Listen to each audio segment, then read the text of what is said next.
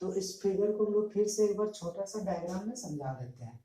Suppose that एक refractive surface है जिसका नाम क्या है एक्स वाई, यहाँ से इनफिनाइट से एक रे ऑफ लाइट इंसिडेंट क्या है सरफेस पर। हमको पता है कि जब सोर्स ऑफ लाइट इनफिनाइट होगा तो वेव फ्रंट कैसा बनेगा, प्लेन वेव फ्रंट। तो एक प्लेन वेव फ्रंट का फॉर्मेशन करेगा और उस वेव फ्रंट का नाम क्या हो जाएगा, ए बी। ठीक है, अब ये इंसिडेंट लाइट था, ये रिफ्लेक्ट होकर इस डायरेक्शन में चला गया और वेव फ्रंट किसका निर्माण किया, ए बी का। और एक सेकेंड लाइन को हम लोग ड्रॉ करते हैं, रेज ऑफ लाइट ये भी इनफिनाइट से आ रहा है, तो ये भी क्या करेगा, वेव फ्रंट का निर्माण करेगा सेकेंडरी, तो जिसका नाम हम लोग क्या देते हैं, सी डी। ये रिफ्लेक्टेड लाइट हो गया इंसिडेंट। अब हम लोग जानते हैं कि वेव फ्रंट पर जो भी लाइन को हम लोग टेंजेंटली ड्रॉ करते हैं, दैट मींस ये जो लाइन आया, रे आया, वो क्या होगा, वेव फ्रंट एबी पर क्या होगा, टेंजेंट होगा। उसी तरह ये जो रिफ्लेक्टेड रे है, वेव फ्रंट सीडी पर क्या होगा, टेंजेंट होगा। अब इस फिगर से क्लियर हो जा रहा है कि जो पॉइंट वेव फ्रंट का प्रत्येक पॉइंट सोर्स किसका काम करेगा, एक पॉइंट ए है, एक पॉइंट क्या है, बी है। तो ए से लाइट ट्रेवल करके कहाँ जा रहा है, डी के तरफ, और बी से लाइट ट्रेवल करके कहाँ तक आ रहा है, सी की तरफ। दोनों में लाइट कहाँ पर ट्रेवल कर रहा है, सेम मीडियम में, इसलिए दोनों के लिए लाइट का स्पीड क्या होगा, सेम होगा। और क्या होगा, सेम वेव फ्रंट पर रहेगा, जिसके कारण दोनों के बीच का जो डिस्टेंस होगा वो भी क्या होगा, सेम होगा। दैट मीन्स लाइट को ए से डी तक पहुंचने में और बी से सी तक का जो डिस्टेंस होगा वो दोनों डिस्टेंस क्या होगा, सेम होगा। ठीक है, अब इस फिगर में आते हैं। अब इसमें क्या है, ये तुमको पता है कि ये नॉर्मल है, तो ये इंसिडेंट एंगल ऑफ इंसिडेंस बना, ये आपका रिफ्रैक्टेड है, तो ये एंगल आर बनेगा। लेकिन हम लोग क्या कर रहे हैं कि इस एंगल को आई दिखा रहे हैं और इस एंगल को क्या कर रहे हैं, आर दिखा रहे हैं। एक्चुअल में ये एंगल क्या होगा, आई के बराबर होगा और ये एंगल क्या होगा, आर के बराबर होगा। ये बराबर क्यों होगा, इसको हम लोग वीडियो के लास्ट में एक पॉइंट से बता के समझा दिया जाएगा। ठीक है, अब आते हैं हम लोग हाइजन प्रिंसिपल से। हाइजन प्रिंसिपल में क्या है, हम लोग कंसीडर कर लेंगे, कंसीडर ए बी भी है प्लेन वेव फ्रंट।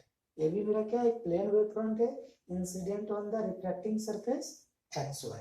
ठीक है, और क्या मान सकते हैं, मान के चल सकते हैं कि late v be the speed of light and t be the time taken to reach a to d and b to c। इसका मतलब क्या हो गया कि a से d का डिस्टेंस और b का से c का डिस्टेंस क्या होगा, सेम होगा। ठीक है, अब हम लोग को क्या प्रूव करना है कि हम लोग को प्रूव करके दिखाना कि एंगल I किसके बराबर होगा, एंगल R का। तो सबसे पहले हम लोग क्या करते हैं, आपको खोजना है कि एंगल I क्या है। तो हम लोग देख रहे हैं एंगल आई, ये आई है दोनों के बीच में। ये जो लाइन है कहाँ पर इंटरसेक्ट कर रहा है, बी पर, और ये लाइन कहाँ पर इंटरसेक्ट कर रहा है, सी पर। दैट मीन्स जो आई का फॉर्मेशन हुआ वो कौन सा ट्रायंगल में बना है, तो ये ट्रायंगल आई का फॉर्मेशन किसके किसके बीच बना, ए बी सी। तो in right triangle A B C and, अब आर देखते हैं, आर क्या है, ये दोनों लकीर के बीच में बना है। तो ये लकीर कहाँ पर जाके खत्म हो रहा है, डी पर, और ये लकीर कहाँ पर खत्म हो रहा है, ए पर। दैट मीन्स जो ट्रायंगल बनेगा वो ट्रायंगल क्या बनेगा, ए डी सी। लिखेंगे in triangle A B C and right angle A D C. ठीक है, अब देखो, अगर आप ध्यान से देखिएगा ए बी सी को और ए डी सी को, तो ये जो पार्ट है ये दोनों में क्या है, कॉमन है, कॉमन है। दैट मीन्स दोनों ट्रायंगल के लिए क्या हो जाएगा, ए सी इक्वल टू क्या हो जाएगा, ए सी हो जाएगा। ठीक है, अब देखिए ए बी सी में एंगल बी 90 डिग्री और ए डी सी में एंगल डी क्या है, 90 डिग्री। तो हम लोग दूसरा लिख सकते हैं कि angle A B C equal to angle A D C. क्यों हुआ, एच 90 डिग्री, और इसमें तो क्या था, कॉमन था।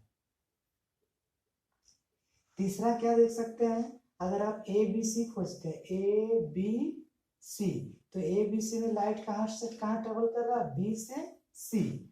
और ट्रायंगल ए डी सी में, ए डी सी में लाइट कहाँ से ट्रेवल कर रहा है, ए से डी। दोनों एक ही मीडियम में ट्रेवल कर रहा है, दोनों के बीच का टाइम भी सेम लगेगा। दैट मीन्स दोनों डिस्टेंस भी क्या होगा, सेम होगा, तो हम इसमें लिख सकते हैं BC इक्वल टू क्या हो जाएगा, AD। इस तरह हो गया। जब इस तरह हो गया तब इसमें क्या होता है, तो अगर आप इसको ध्यान से देखिएगा तो आप क्या 3 पार्ट बराबर हो गया, इसलिए हम लोग लिख सकते हैं कि ट्रायंगल ABC सर्वांगसम या कॉन्करेंट ट्रायंगल किसका, ABC। कैसे हुआ, by SAS side angle side. ठीक है। अब हम लोग पढ़े हैं थ्योरम क्लास 9 या 10 में कि जब दो ट्रायंगल आपस में कॉन्करेंट होगा तो ट्रायंगल का रिमेनिंग पार्ट क्या हो जाएगा, बराबर हो जाएगा बाय CPCT से।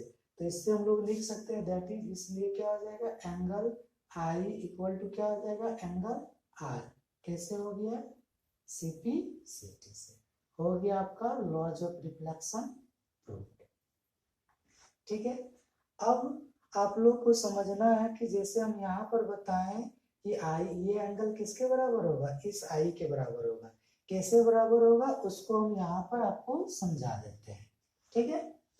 अब इसको हम प्रूव, जैसा अभी हम बताएं कि इसको समझाएंगे, ये I इसके बराबर I क्यों हुआ, तो उसके लिए हम क्या करेंगे, इस फिगर से थोड़ा छेड़खानी करेंगे। इसका नाम यहाँ पर रख देते हैं O, यहाँ पर A, यहाँ पर N, यहाँ पर B, यहाँ पर C। ठीक है। अभी हम क्या बताएं, अगर आप इस फिगर को देखेंगे तो जो O से A है, ठीक है, और जो B से C है, दोनों आपस में कैसा है, पैरेलल है, क्योंकि सोर्स अप्लाइड इन्फिनिट से जितना भी रे आएगा वो पैरेलल होगा। दूसरा क्या देख रहे हैं कि A और B के बीच में, यहाँ A और यहाँ क्या है, B, इधर एंगल कितना बढ़ रहा है, 90 डिग्री, तो अल्टरनेट एंगल से ये भी क्या होना चाहिए, 90 डिग्री होना चाहिए, होना चाहिए कि नहीं। दैट मीन्स अगर ये वाला एंगल, दैट मीन्स क्या हो गया कि एंगल OAB आपस में कितना हो गया, 90 डिग्री, 90 डिग्री हो जाएगा। अब क्या हो गया कि OAB 90 डिग्री है और O एंगल OAN कितना के बराबर है, I के बराबर है, I के बराबर है। दैट मीन्स इधर वाला जो एंगल बचा क्या, NAB, एंगल NAB कितना के बराबर होगा, अगर इधर दोनों के बीच का एंगल 90 डिग्री था, OAB के बीच का एंगल कितना है, 90 डिग्री, और इधर वाला क्या है, I है, तो इधर वाला क्या बचेगा, 90 माइनस I बचेगा कि नहीं। अब आते हैं इसका सेकंड केस में। सेकंड केस में क्या है, इस तरह से डायग्राम, ये नॉर्मल N है, यहाँ पर A है, इधर क्या लिखा है C, एक लकीर ऐसा चला गया है और एक लकीर ऐसा गया जो यहाँ पर B है। ठीक है। अब क्या है कि हमको पता है कि ये दोनों 90 डिग्री है, क्योंकि नॉर्मल क्या होगा, नॉर्मल जो होगा इस बेस पर क्या होगा, 90 डिग्री होगा। दैट मीन्स अगर ये 90 डिग्री है तो ये वाला वैल्यू I कब होगा, ये वाला वैल्यू I तभी होगा जब ये किसके बराबर होगा, 90 माइनस I के बराबर। तो शुरू में ही क्या बता रहा है कि NAB 90 माइनस I है, दैट मीन्स ये वाला पार्ट क्या होगा, I होगा। अगर ये वाला पार्ट आपका I होगा तभी नहीं ये क्या होगा, 90 माइनस I, और इस फॉर्मूला से तो निकाल लिया कि ये वाला पार्ट कितना बचेगा, NAB 90 minus I। That means अगर इस नॉर्मल का बात करेंगे तो इधर वाला क्या होना चाहिए, I, तब रिमेनिंग पार्ट क्या होगा, 90 माइनस I। सेम केस इधर हुआ, सेम केस इधर होता है। ठीक है। ये था आपका लॉज ऑफ रिफ्लेक्शन।